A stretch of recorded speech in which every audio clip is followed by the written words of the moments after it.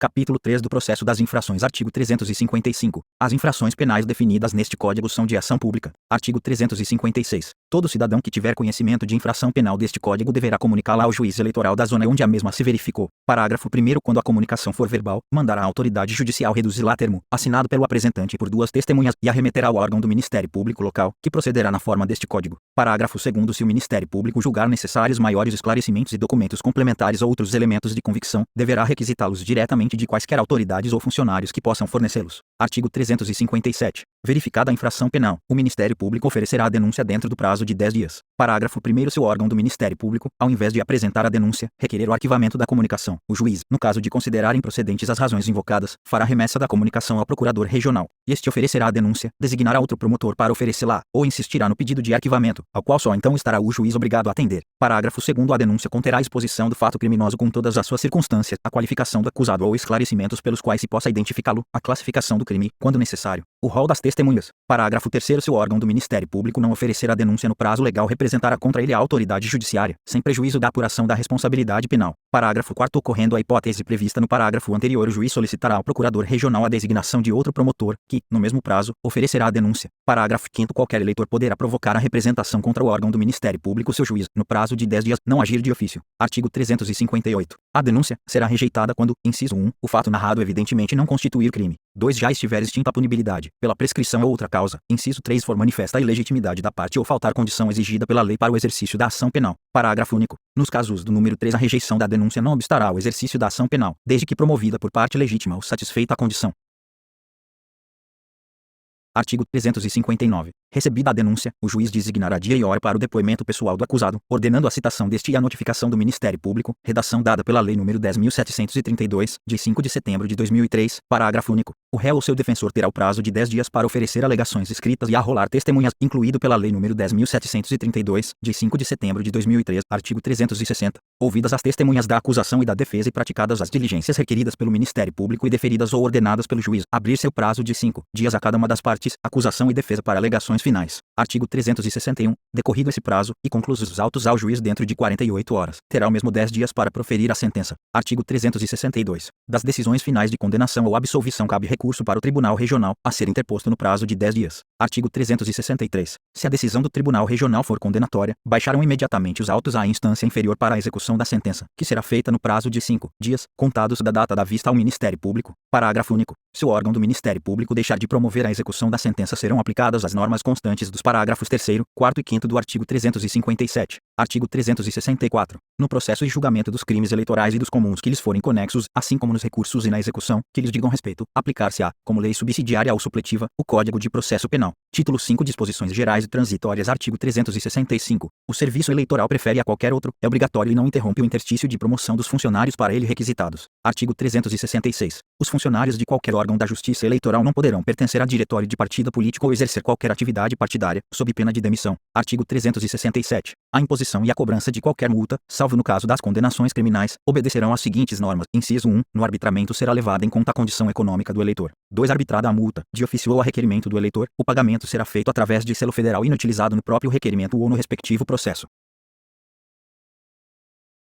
Inciso 3. Se o eleitor não satisfizer o pagamento no prazo de 30 dias, será considerada dívida líquida e certa, para efeito de cobrança mediante executivo fiscal, a que for inscrita em livro próprio no cartório eleitoral. 4. A cobrança judicial da dívida será feita por ação executiva na forma prevista para a cobrança da dívida ativa da Fazenda Pública, correndo a ação perante os juízos eleitorais. Inciso 5. Nas capitais e nas comarcas onde houver mais de um promotor de justiça, a cobrança da dívida far-se-á por intermédio do que for designado pelo Procurador Regional Eleitoral. Inciso 6. Os recursos cabíveis nos processos para a cobrança da dívida decorrente de multa serão interpostos para a instância superior da Justiça Eleitoral. Inciso 7. Em nenhum caso haverá recurso de ofício. Inciso 8. As custas, nos estados, Distrito Federal e território serão cobradas nos termos dos respectivos regimentos de custas. Inciso 9. Os juízes eleitorais comunicarão aos tribunais regionais, trimestralmente, a importância total das multas impostas nesse período e quanto foi arrecadado através de pagamentos feitos na forma dos números 2 e 3. Inciso 10. Idêntica comunicação será feita pelos tribunais regionais ao Tribunal Superior. Parágrafo 1º. As multas aplicadas pelos tribunais eleitorais serão consideradas líquidas e certas, para efeito de cobrança mediante executivo fiscal, desde que inscritas em livro próprio na Secretaria do Tribunal competente,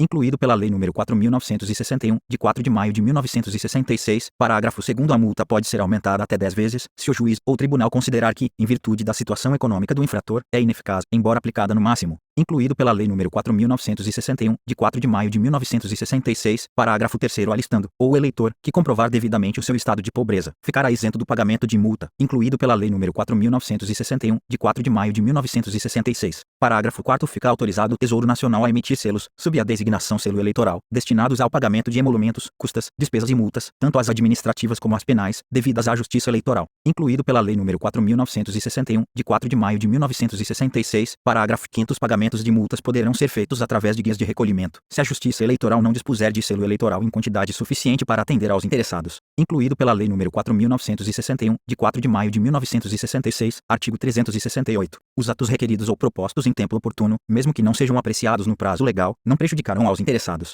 Artigo 368. A prova testemunhal singular, quando exclusiva, não será aceita nos processos que possam levar à perda do mandato. Artigo 369. O Governo da União fornecerá, para ser distribuído por intermédio dos tribunais regionais, todo o material destinado ao alistamento eleitoral e às eleições. Artigo 370. As transmissões de natureza eleitoral, feitas por autoridades de repartições competentes, gozam de franquia postal, telegráfica, telefônica, radiotelegráfica ou radiotelefônica, em linhas oficiais ou nas que sejam obrigadas a serviço oficial. Artigo 371. As repartições públicas são obrigadas, no prazo máximo de 10 dias, a fornecer às autoridades, aos representantes de partidos ou a qualquer alistando as informações e certidões que solicitarem relativas à matéria eleitoral, desde que os interessados manifestem especificamente as razões e os fins do pedido. Artigo 372. Os tabeliães não poderão deixar de reconhecer nos documentos necessários à instrução dos requerimentos e recursos eleitorais as firmas de pessoas de seu conhecimento, ou das que se apresentarem com 2 abonadores conhecidos. Art. 373. São isentos de selo os requerimentos e todos os papéis destinados a fins eleitorais e é gratuito o reconhecimento de firma pelos tabeliães, para os mesmos fins. Parágrafo único. Nos processos crimes e nos executivos fiscais referente à cobrança de multas serão pagas custas nos termos do regimento de custas de cada estado, sendo as devidas à União pagas através de selos federais inutilizados nos autos.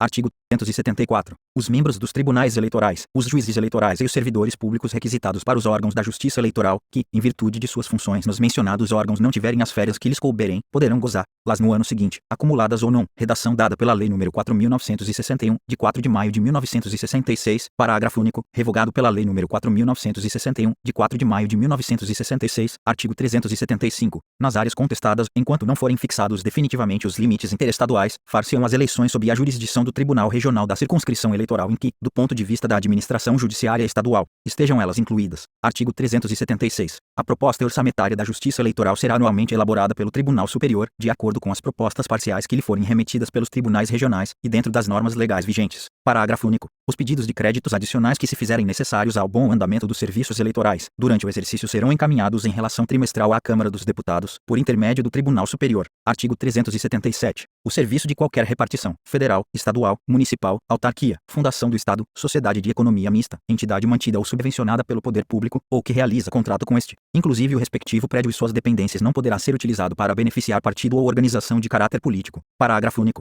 O disposto neste artigo será tornado efetivo, a qualquer tempo, pelo órgão competente da Justiça Eleitoral, conforme o âmbito nacional, regional ou municipal do órgão infrator mediante representação fundamentada partidário, ou de qualquer eleitor. Artigo 378. O Tribunal Superior organizará, mediante proposta do Corregedor-Geral, os serviços da Corregedoria, designando para desempenhá-los funcionários efetivos do seu quadro e transformando o cargo de um deles, diplomado em Direito e de Conduta Moral Irrepreensível, no dia escrivão da Corregedoria símbolo PJ1, a cuja nomeação serão inerentes, assim na Secretaria como nas diligências, às atribuições de titular de ofício de justiça. Artigo 379. Serão considerados de relevância os serviços prestados pelos mesários e componentes das juntas apuradoras. Parágrafo 1º. Tratando-se de servidor público, em caso de promoção, a prova de haver prestado tais serviços será levada em consideração para efeito de desempate, depois de observados os critérios já previstos em leis ou regulamentos. Parágrafo 2º. Persistindo o empate de que trata o parágrafo anterior, terá preferência, para a promoção, o funcionário que tenha servido o maior número de vezes. Parágrafo 3º. O disposto neste artigo não se aplica aos membros ou servidores de justiça eleitoral. Artigo 380. Será feriado nacional o dia em que se realizarem eleições de data fixada pela Constituição Federal. Nos demais casos, serão as eleições marcadas para um domingo ou dia já considerado feriado por lei anterior. Artigo 381. Esta lei não altera a situação das candidaturas a presidente ou vice-presidente da República e a governador ou vice-governador de estado, desde que resultantes de convenções partidárias regulares e já registradas ou em processo de registro, salvo a ocorrência de outros motivos de ordem legal ou constitucional que as prejudiquem. Parágrafo único. Se o registro requerido se referir isoladamente a presidente ou a vice-presidente da República e a governador ou vice-governador de estado, a validade respectiva dependerá de complementação da chapa conjunta na firma e nos prazos previstos neste Código Constituição. Artigo 81, com a redação dada pela Emenda Constitucional número 9. Artigo 382. 382. Este Código entrará em vigor 30 dias após a sua publicação. Artigo 383. Revogam-se as disposições em contrário. Brasília, 15 de julho de 1965, 144º da Independência e 77º da República. H. Castelo Branco, Milton Soares Campos. Este texto não substitui o publicado no Diário Oficial da União de 19 de julho de 1965 e retificado em 30 de julho de 1965.